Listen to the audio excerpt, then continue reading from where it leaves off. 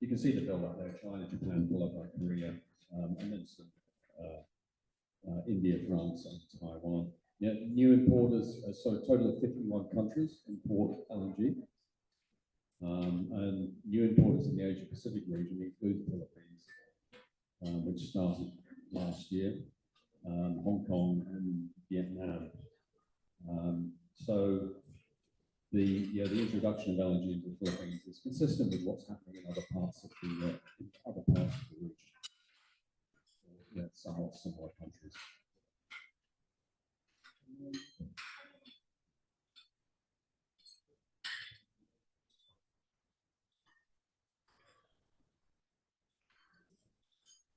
That's the build up over the years since 2010 on the demand side. China was the big story, as you can see along the bottom. There's some reduction in Japan. The demand in Japan increased significantly after the Fukushima incident in 2011. And you can see that in this bulge of this orange part of the chart. That's been declining, as I'll go through, as nuclear power generation in Japan has started to come back on stream. But it's a story of steady growth. You can see the increase in Europe on the top right, consistent with what happened. The LNG industry itself has had very consistent, well, not consistent, but on average, growth has been strong for a very long time. The consensus is with 3, 4, 5% of year growth going forward. We'll talk about energy transition in the later part of this session, how that fits in with that. But the overall growth of LNG has been very strong. But it varies in those waves that I mentioned in the first session. Sometimes it's very high, and sometimes it drops down a little. Natural gas demand. And if anyone tells you they know what it's going to be, it's best not to believe them, because this is just an example of where we are, which is the here, and these are the various estimates of natural gas. So this is not just LNG, this is natural gas. So LNG plus gas and where it might go. And this is one of the problems that exist in the industry and more broadly. Generally, there will be what is called a reference case, which will just be continued growth, and you can see that. IEEJ is a Japanese government entity. Institute for Energy Economics Japan, and their reference case just has continued growth. And then there will be a whole range of scenarios about how gas demand might develop. And you can really come up with any story you want, depending on what scenario you put in around decarbonisation and pricing. And three of the interesting ones here are what's called STEP. These are the IEA, International Energy Agency outlooks. This is what will happen if governments do what they have set out their stated policies. Gas demand will just go flat. The next IEA outlook is what will happen if they implement everything they've said they're going to do, but haven't yet actually done. So that's announced pledges. That's this yellow one. And then what do they need to do to get to net zero? So that's starting at net zero and going backwards, and that's this one. So, and then there are a variety of other estimates of gas demand depending on other scenarios that other entities have. So you can see that the problem here, that the likelihood of this line doing that is really very, very small in reality. It's just not going to happen. And the political debate around gas in particular is very often driven by people holding up one of these scenarios and saying this is the IEA outlook, and therefore we should do X. So one takeaway I have is and be very wary of anyone using single demand outlooks to support their position. The reality is that nobody really knows. What we do know is that the trajectory to date has been this. And a very radical departure for that is probably unlikely to actually happen, no matter how much we may wish it that. You should always look at a variety of outlooks and think about what is driving each scenario.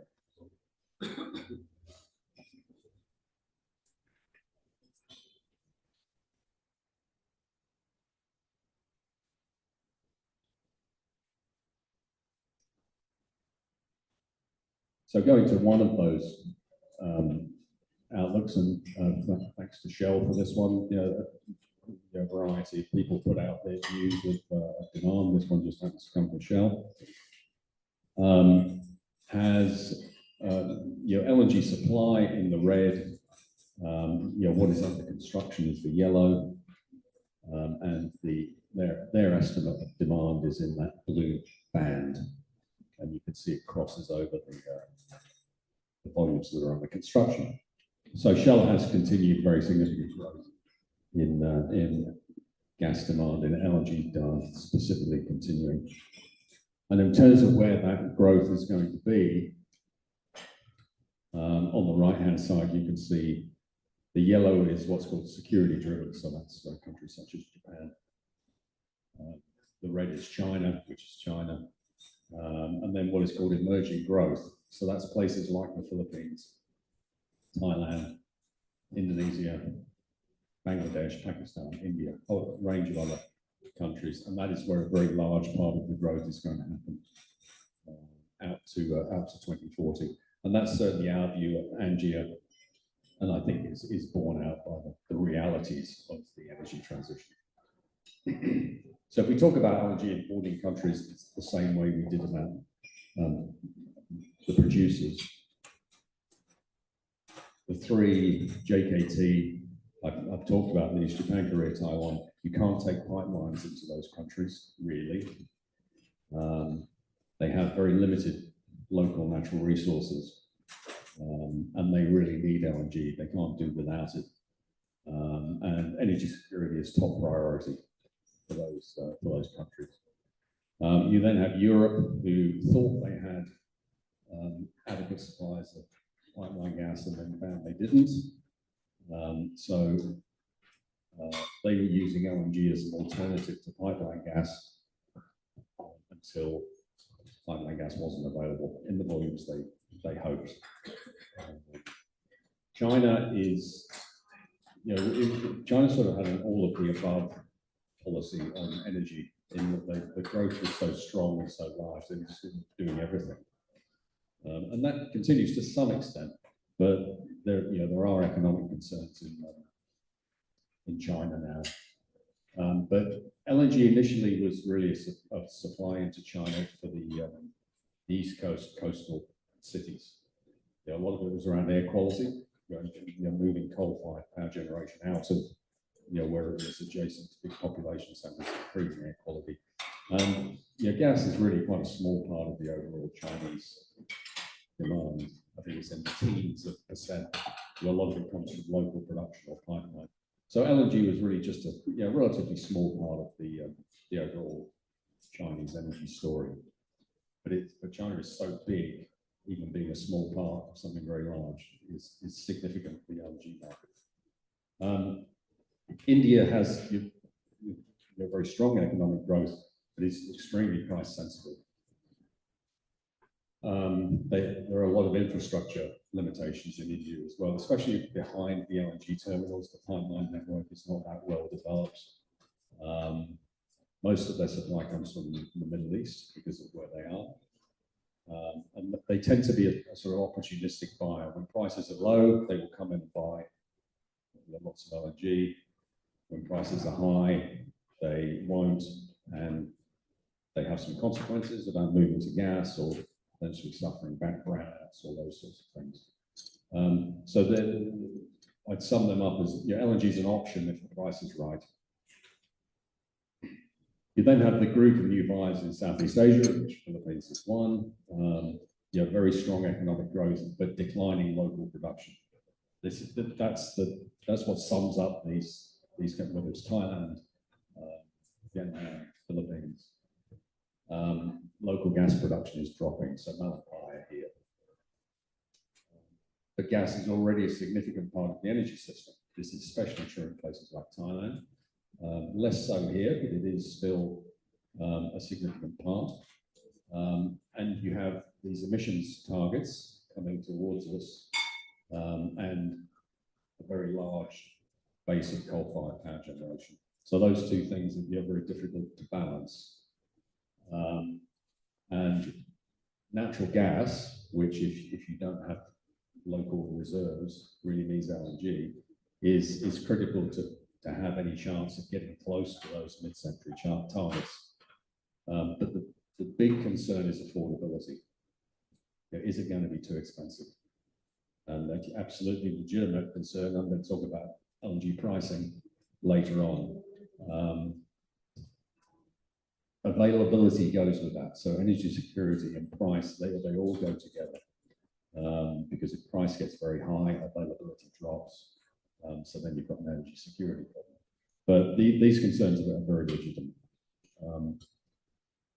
There are some other, Middle East and South America. The Middle East is actually, a somewhat significant LNG user, and South America is a little bit different as well. But I won't dwell on those. I'll just move on. So let me talk about those LNG buyers in a little bit more detail. This is LNG regasification capacity. So this is when you bring LNG in, it's obviously liquid, you have to turn it back into gas. It's a fairly simple process, actually. Just heating it up with air or water or whatever. But most of the capacity is in Asia. Regasification capacity is relatively cheap. It's probably 10 to 15 times cheaper than the liquefaction that it took to make the LNG in the first place. So having plenty of regasification capacity is a relatively sort of cheap insurance that you've got capacity if you need it. These are the additions in regasification capacity. You can see Germany. This was an energy security response to Ukraine. Germany has the capacity to pretty much do what they want. So they just put in a lot of floating regas capacity so they could pull LNG in if they needed it. Of course, they got the financial capacity to do that as well. And this is an issue for other importing countries. If you're competing with Germany, it's quite a formidable country to be competing with. Philippines also added the two terminals that they have, but you can see the overall countries that are expanding capacity. China is leading the way in terms of overall expansion.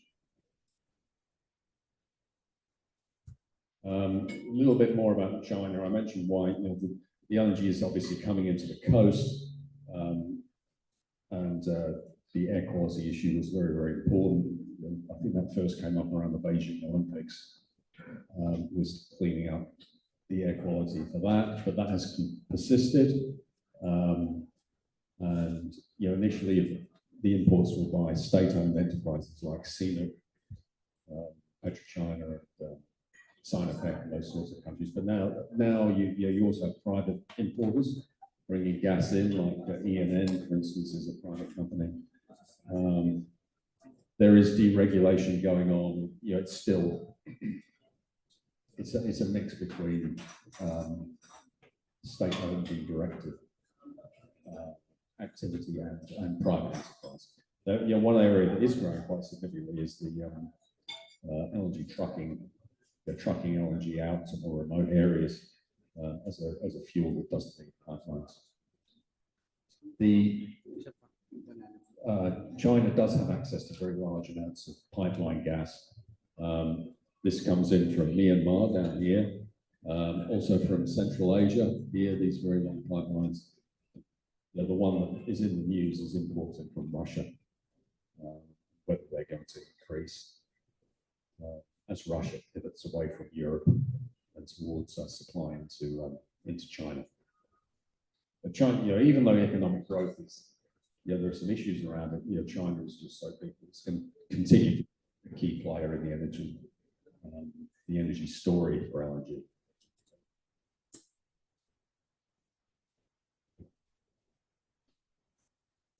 Where does China get its LNG from? Australia is the biggest supplier.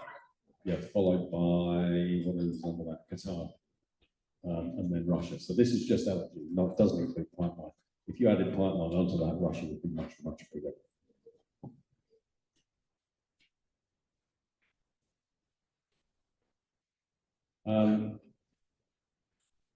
I realise people in the audience here maybe know more about this than I do. I'm going to have a go at Japan and see where I get. So Japan is divided up into some specific areas, franchises, if you like, for gas and power companies. They were historically monopolies, but there is now competition between across these areas. But they are separate. And one of the things about Japan starting to import LNG is there isn't that well developed an internal pipeline system, because the LNG just came in to the terminals and then was used to generate power or was distributed locally. So it's designed in that way. They've historically been the largest buyer, and they've, I think, struggled a little with energy policy, especially after Fukushima. And it's really between four competing fuels: renewables, nuclear, coal, and LNG. And getting that balance right is something that's just under constant review. I think one of the things that has done has led to a lot of the Japanese importers to not be renewing their long-term commitments to LNG, because there was uncertainty over how much LNG was actually going to be needed. And nuclear restarts are now progressing much better than they were a few years ago after Fukushima. So the overall sort of profile of LNG in Japan is declining, but I think there is still an issue around long-term commitments and whether Japan is going to. I think they will have to make additional long-term commitments. But there's no national oil company. These are all private entities. So this is the profile for Japan. Australia is the biggest supplier by quite some margin. But you can see that profile there, which is went way up after the earthquake and is now slowly declining as nuclear comes back on. There are questions around things like power demand for data centers in Japan and so on that could lead to the overall power demand in Japan actually reversing and going back up. Because like many advanced economies, Japan's power demand has been declining, and there's been a degree of deindustrialization going on. Keep going. I'm going to go on to Korea. Sort of a lot like Japan, only a bit further behind, and a little later in terms of time. They had a single monopoly importer, which was Korea Gas, which is state-owned. There was some form of deregulation going on in Korea to allow private companies to bring in their own gas. It's a very complex story. It seems to move extremely slowly. And over the years, there have been the story in Korea is really between nuclear, coal, and gas. There is some renewables development. Korea isn't that conducive to renewables. It's one of the challenges they've had. Nuclear has been very controversial, with one side of politics supporting it and another side not. So every time there's a change in government, support of nuclear sort of flip-flops from one way to another. There have been some sort of fanciful schemes in Korea, and this is the most fanciful, which has a gas pipeline coming through North Korea from Russia to supply South Korea. Now, clearly, that was in the energy plan for quite some considerable period of time, but was obviously not feasible at any point. So, supply security is a big issue for Korea, and I would expect Korea to continue to be buying LNG on a steady basis in the future. Taiwan is an interesting case study, which I mentioned earlier on, just how vulnerable Taiwan is to political issues. CPC, which is China Petroleum Corporation, has been really the monopoly importer. Thai Power, which is the state power generating company, has been trying to import around CPC, but largely speaking, it's still CPC is the dominant player. It's very difficult to build anything around energy infrastructure in Taiwan from an environmental perspective. Very, very difficult. Even things like LNG tanks and so on. So the construction of storage and new import infrastructure has really been slowed down by that. The other area that's had significant impact on is on nuclear. The government plan is to shut down nuclear and move to LNG being 50% of power generation, which, if you only have very, very limited storage, seems to me to be a sort of reckless. It's a very questionable approach to your power planning, put it that way, because if you have 50% of your power coming from a supply source that you have very limited storage and it's coming in from overseas on ships, is a vulnerable position to be in. Why they would shut down nuclear is very hard to explain. It's driven by political issues and environmental concerns. But for us, that target to reach 50% means that CPC, and potentially Thai Power, but most likely CPC, will be a strong competitor for LNG over the foreseeable future. India, natural gas is quite small in India. It's similar to China in somewhat in that regard. They started LNG quite early, 2004, from the Middle East. They're very close to the Middle East. It makes a lot of sense to supply from there. Qatar is by far their largest supplier. Most of the terminal capacity is here on the west coast, less so here in the east, although more is now being built on the east coast. But they do have difficulties with the pipeline infrastructure behind, and the buyers are very, very price sensitive. One of the big uses for gas in India is around making fertilizer, which is very important for a country with the sort of demographics that they have. And LNG is not really a very good fuel for making fertilizer. If you think about what you're doing if you're making fertilizer out of LNG, you're taking gas, turning it into a liquid, shipping it, turning it back into gas, and then turning it into fertilizer. You say, well, why don't I just make the fertilizer where the gas is? Which is a very good question, but it has a lot of security implications. So the bottom line is, I think, as India develops and their economic performance is very strong, they will continue to grow their LNG demand. And then this is, with thanks back to Shell here, their view just this year of Southeast Asia.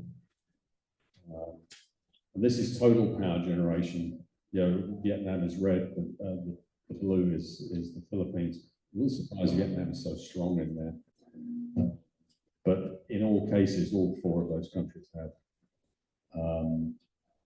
growing power demand and declining domestic gas production, as I mentioned earlier. So all four will have LNG imports ramping up increase gas capacity. And it makes sense to do that. If you have declining domestic gas production, there really isn't a lot of choice. The issue is the price and availability. I'm just going to talk Europe here, which this is just Russian pipeline gas dropping off a cliff after the war. As I mentioned, LNG continued. It's relatively small compared to pipeline.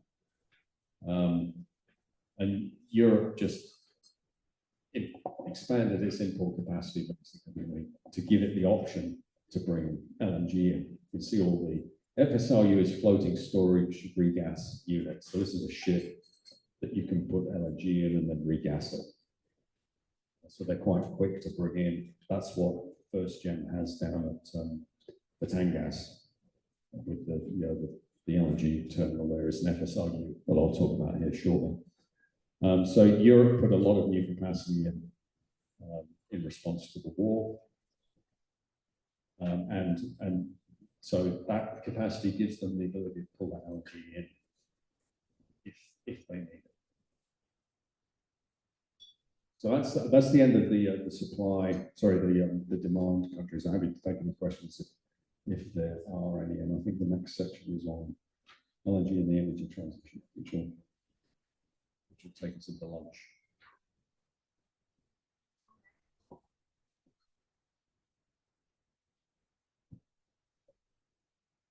All right, so we open the floor for the Q&A session for the LNG supply development and future outlook.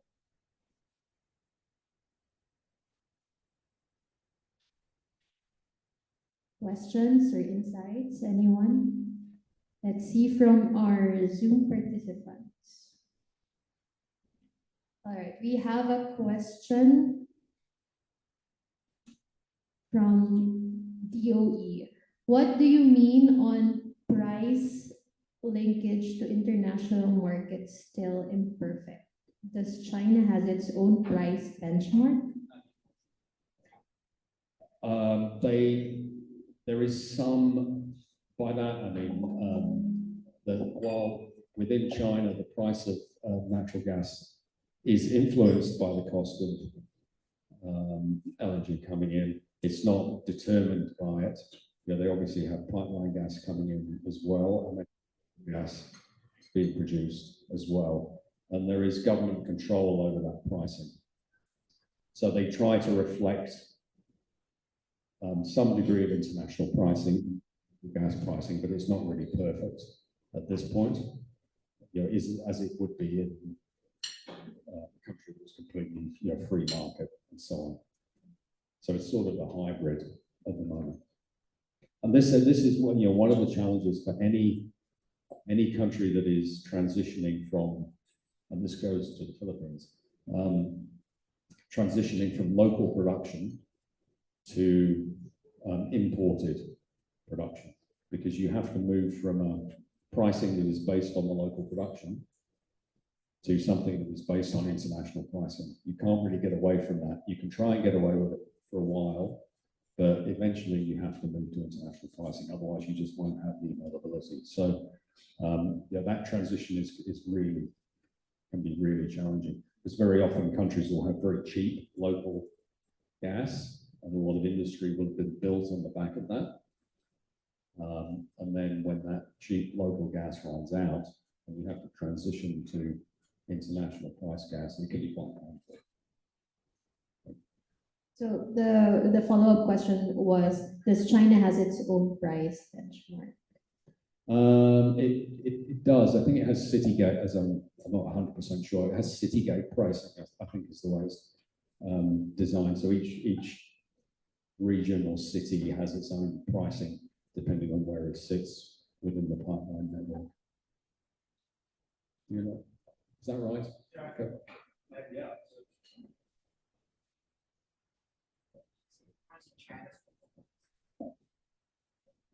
This is Tucker from ExxonMobil.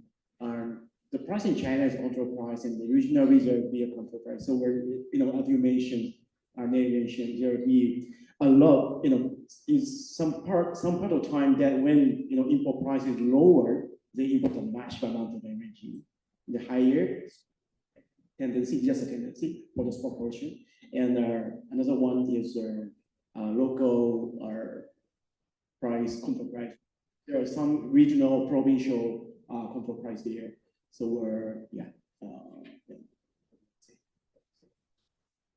so we're regulated price structure. And yeah, I think you know what you mentioned is right. Okay. So yes is the answer, but it's different in different places. Okay.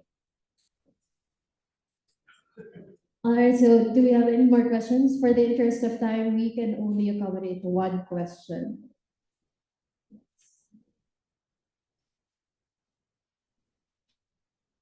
All right, so if there's no more question, we can proceed to the next.